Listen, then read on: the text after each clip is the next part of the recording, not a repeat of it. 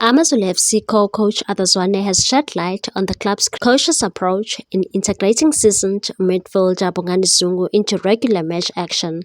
The 32-year-old, who had been without a club for 5 months following his departure from Mamelodi Sundowns in June 2024, signed with Lesotho in December in a move that surprised many.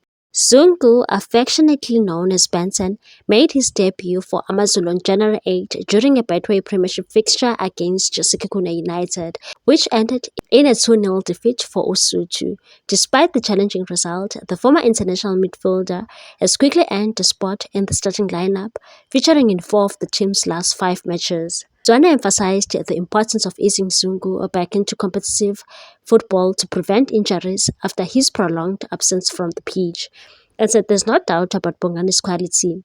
You can see he's a player who has played overseas at the highest level and represented the country internationally. He knows how to manage himself, but we also have a responsibility to handle him carefully. Zwane explained that the coaching staff is closely monitoring Zungu's match fitness, gradually increasing his playing time. 60 minutes, 70 minutes, 75 minutes, that progression is key. We are observing to see when he can handle 80, 85, or even a full 90 minutes. The last thing we want is to lose him to injury. Zwane's remarks underscore the club's strategic approach to managing one of their most experienced players as they seek to strike a balance between maximizing and contributions and safeguarding his fitness.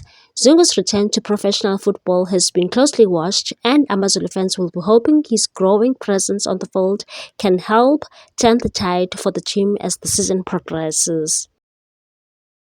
Please like, comment, share, and subscribe for more sports news.